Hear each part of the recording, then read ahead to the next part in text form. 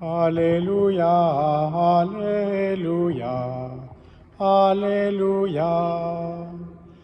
Alléluia, Alléluia, Alléluia. Moi je prierai le Père, et il vous donnera un autre défenseur, qui sera pour toujours avec vous. Alléluia, Alléluia, Alléluia. Le Seigneur soit avec vous. Évangile de Jésus-Christ selon saint Jean. En ce temps-là, Jésus leva les yeux au ciel et dit, « Père, l'heure est venue. Glorifie ton Fils, afin que le Fils te glorifie.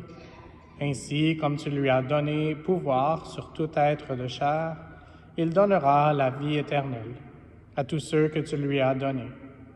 Or, la vie éternelle, c'est qu'ils te connaissent, toi le seul vrai Dieu, et celui que tu as envoyé, Jésus-Christ. Moi, je l'ai glorifié sur la terre, en accomplissant l'œuvre que tu m'avais donnée à faire.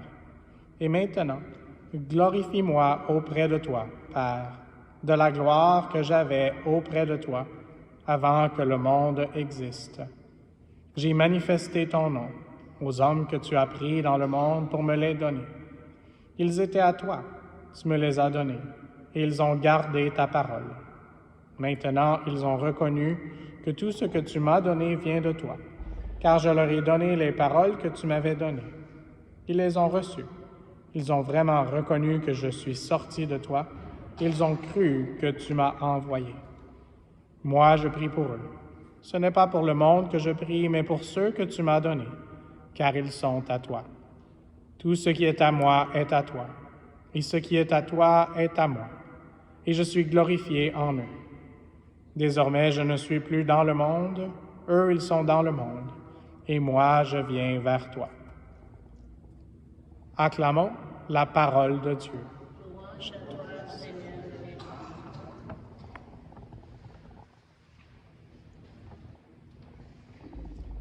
D'une certaine façon, on pourrait dire qu'on a une glorieuse température, et j'en ai moi-même les marques sur mon visage, car je suis allé en voilier, et donc le voilier, c'est un peu de vent, donc ça paraît moins qu'on a le coup de soleil, et c'est la double réflexion.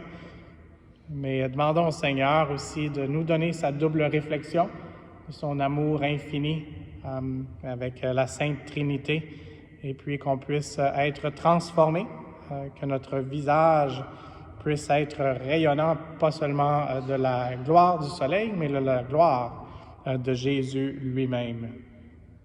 Dans notre première lecture, encore des Actes des Apôtres, c'est la saison de Pâques, c'est ça qu'on lit habituellement.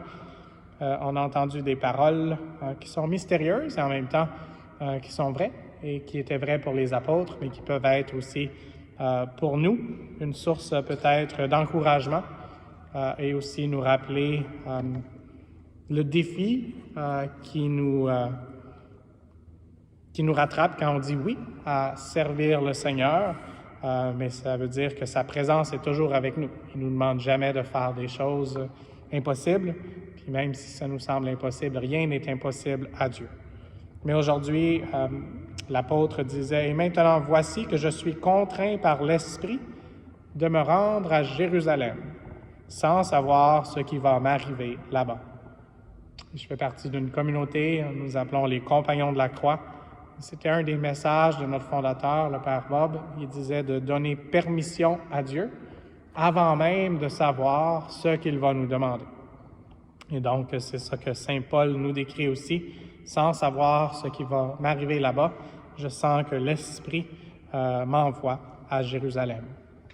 Et il continuait, donc c'était une question, c'était un peu une inquiétude dans un sens. Et donc, il continuait avec une assurance en disant « Je sais seulement que l'Esprit Saint témoigne de ville en ville, que les chaînes et les épreuves m'attendent. » Et donc, il reconnaissait que ce ne serait pas facile, mais en même temps, il reconnaissait que c'était l'Esprit Saint. Et une autre fois, dans une de ses lettres, il a dit « C'est le Christ qui vit en moi. » Alors, c'est aussi ce qu'on devrait demander à l'Esprit Saint de nous habiter tellement et d'habiter tellement son Église que ce soit l'Esprit Saint qui puisse faire le témoignage. Et quand on parle de témoignage de l'Esprit Saint, on ne parle pas seulement de mots, et même Paul, c'était pas avec la philosophie qui essayait de convaincre les gens, mais c'était avec le message de la croix, le Christ qui est crucifié par amour, qui décide de donner sa vie, et puis qui semble la folie, mais que c'est la sagesse et la puissance de Dieu. Et c'est ce même Esprit Saint qui, dans un moment, va permettre la transformation du pain en le corps du Christ et donc rendre présent le Christ dans notre vie. Et c'est ça qui va être notre nourriture pour continuer notre mission. Alors, prions les uns pour les autres afin que l'Esprit Saint qui témoigne nous aide aussi à témoigner. Un des titres, c'est pour l'Esprit Saint, c'est le Paraclet, ou l'autre défenseur, ou on peut dire un avocat.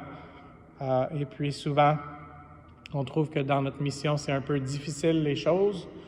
Si on ne trouve pas ça, bien tant mieux, on rend gloire à Dieu. Et si on trouve que c'est un petit peu plus difficile, bien, demandez et vous recevrez, nous dit Dieu, nous dit Jésus. Et donc, demandez le souffle de l'Esprit, parfois le deuxième souffle, comme on dit en anglais, l'Esprit Saint veut cover your back, donc il veut nous supporter, il veut nous assurer. L'expression en français, on l'écoute un petit peu moins souvent, mais « j'assurerai tes arrières ». Et donc, on n'a pas besoin de regarder en avant, mais qu'on regarde pas besoin de regarder en arrière, mais qu'on regarde en avant, le but fixé qui est le Seigneur. Et puis, pour rendre témoignage à l'Évangile de la grâce de Dieu, il faut dire oui à sa présence dans notre cœur, et c'est ça qu'on va faire dans quelques instants en disant « Amen » et en le recevant. Et puis, ça va nous permettre de proclamer en public ou de maison en maison. Et aujourd'hui, je veux juste terminer avec une expression espagnole qui m'a beaucoup touché et qui continue de me toucher dans ma vie spirituelle. Et quand j'ai vu ce thème de la maison, c'est cette expression « mi casa es su casa », ce qui veut dire « ma maison est ta maison ». Il y a quelques heures, on a célébré ici les funérailles de quelqu'un qui avait presque 100 ans, moins une semaine. Et le Seigneur a une maison pour nous. Je ne sais pas si on va se rendre à 100 ans, mais dans l'intermédiaire, si on vit jusqu'à 100 ans, bien, on en a encore un petit bout de chemin, mais si c'est moins long, en attendant, il faut dire que cette maison-là, le Seigneur nous l'a préparée, mais là, il veut rester aussi dans notre cœur. Donc, Jésus nous dit « Ma maison est ta maison », et c'est pour ça qu'il faut proclamer de maison en maison la parole de Dieu. Et aujourd'hui, d'une façon tout spéciale, quand on dit « Amen », c'est comme si nous, on dit « Jésus, ma maison, la maison de mon cœur est ta maison ». Donc, demandons à Maman Marie qui a dit ça à l'Esprit Saint, oui, et qui a fait en sorte que la présence réelle de Jésus est devenue en elle. Alors, avec Maman Marie, disons « Mi casa es tu casa », disons « Maman Marie, aide-nous à dire oui pour que la maison de notre cœur soit la maison de Jésus, maintenant et pour toujours. » Amen.